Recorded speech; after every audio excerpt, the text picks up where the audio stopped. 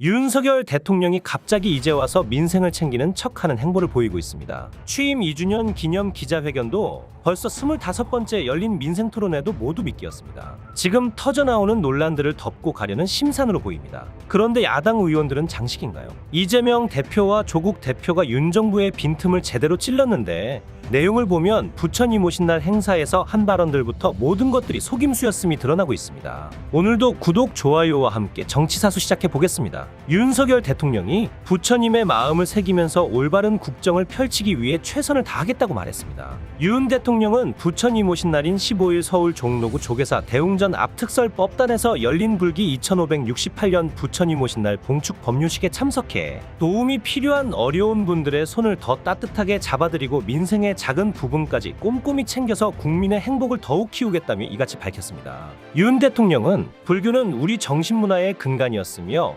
지금도 우리 사회를 건강하게 만드는 중추적 역할을 하고 있다면서 나라가 어려울 때는 국민의 마음을 모아 위기를 극복하는 데 앞장섰다고 말했습니다. 이어 특히 불교계가 역점을 두어 추진하고 있는 선명상 프로그램은 국민정신 건강 증진에 크게 기여하고 있다고 평가했습니다. 그러면서 정부도 국민의 마음을 보살피는 불교계의 노력에 더욱 힘을 보태겠다고 덧붙였습니다.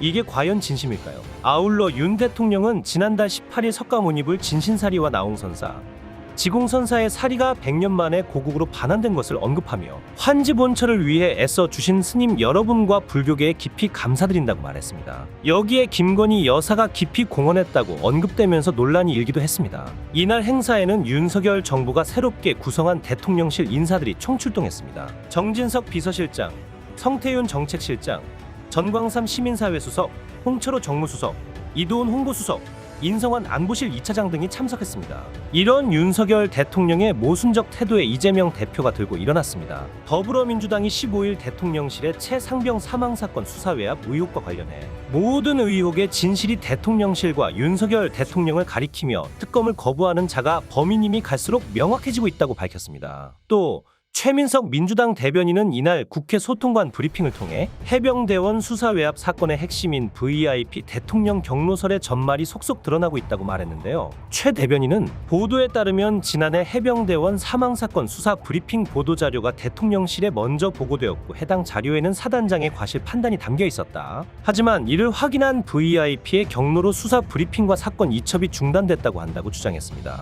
최 대변인은 해당 자료를 입수해 간 대통령실 관계자는 절대 이쪽에 전달했다고 말하면 안 된다고 해병대 측에 당부했다고도 한다며 결국 윤 대통령은 자신의 경로로 대통령실이 수사에 외압을 행사하게 해놓고 이를 들킬까 두려워 특검을 거부하고 있는 것이라고 꼬집었습니다. 그러면서 윤석열 대통령의 경로 이후 유재현 국방부 법무관리관과 이시원 대통령실 비서관 사이엔 통화 등 여러 차례 연락이 집중됐고 주고받은 문서엔 업무상 과실 불인정 사례만 6건이 보고됐다고 한다고도 덧붙였습니다. 최 대변인은 VIP의 수사 지침에 따라 대통령실과 국방부가 판례까지 뒤져가며 임성근 사단장을 구하기 위한 수사 외압에 나섰던 것이라며 윤 대통령이 끝내 해병대원 특검법에 거부권을 행사한다면 자신이 수사 외압의 범인임을 국민께 자백하는 꼴이 될 것임을 분명히 경고한다고 강조했습니다. 이런 와중에 윤석열 정부는 부처님 오신 날에도 야당 탓을 하느라 바빴습니다. 한덕수 국무총리가 라이냐후 사태와 관련 일본 정부 생각을 4월쯤 확인했고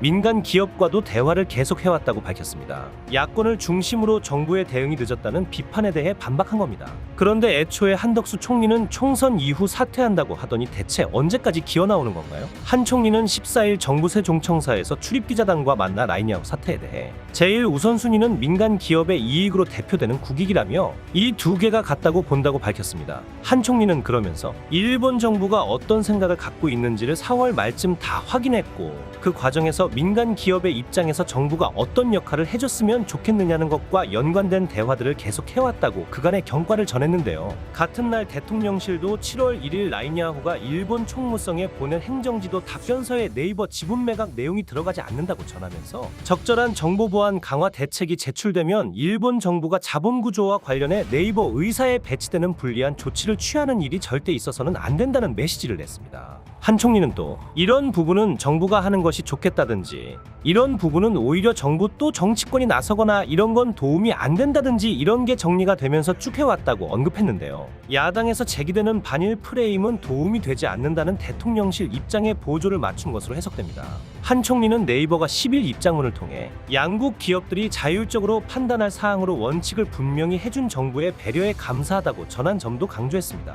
그는 일반적으로 정부가 막 나서서 이걸 해줘야 도움이 되는 거 아니냐는 인식이 있는데 이번 사안에 있어선 기업에 맞춰주는 게 맞다고 생각한다며 그 부분이 그동안 해소가 된 것 같다고 말했습니다. 한 총리는 최상병 특별검사법에 대해선 대통령이 공수처와 경찰 수사 상황을 충분히 보면서 그 이후에 특검이 필요하면 자신이라도 제의하겠다고 말할 정도니까 정부 내에서도 신중하게 검토를 해서 필요한 조치를 하겠다고 했습니다. 21일 국무회의에서 대통령 제의 요구안 의결을 시사한 발언으로 해석됩니다. 전날 열린 민생토론회에서 윤석열 대통령이 언급한 노동법원 설치에 대해 한 총리는 대통령이 이런 아이디어를 오랫동안 가지고 있었을 것이라면서도 정부 안에서 구체적으로 어떻게 할 거냐는 것은 아직 검토 중이라고 설명했습니다. 그저 대통령을 감싸고 돌기 바빴습니다. 이번 주 중으로 예상되는 법원의 의대 증원 효력 집행정지 항부심 결정에 대해선 법원 판단에 대해 미리 예측을 해서 어떻게 하겠다고 얘기하는 건 적절하지 않을 것 같다고 즉답을 피했습니다.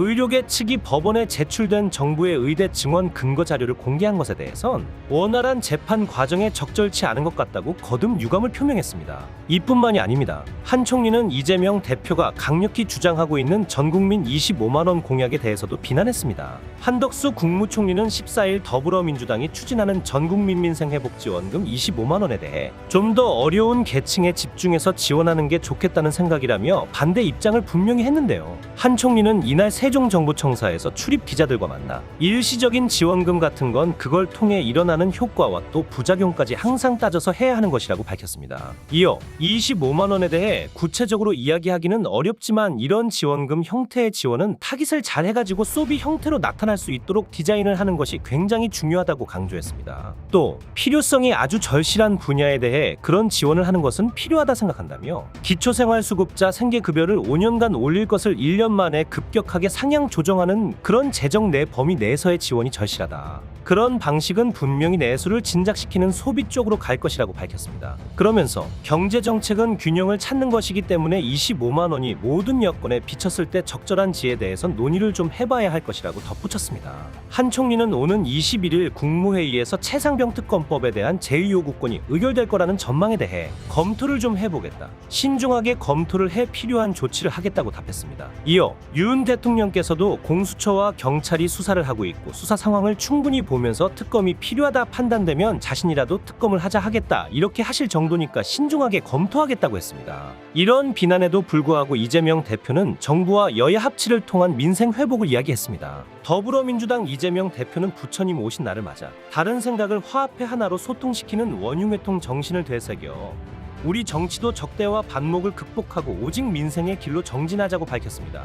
이 대표는 오늘 페이스북에 글을 올려 부처께선 법당에 있지 않았고 길 위에서 태어나 범민에 빠진 중생들과 함께 호흡했다며 부처님 오신 날을 봉축하며 지금 이 순간 정치가 해야 할 책무를 되새기겠다고 말했습니다. 이 대표는 하나하나의 생명에 우주의 무게가 담겨 있는 것이라며 국민의 생명을 천금같이 여기는 것이 국가의 기본 책무라고 강조했습니다. 말로는 민생을 위한다면서 실제로는 배우자 방탄과 야당 탓만 할 줄 아는 정부?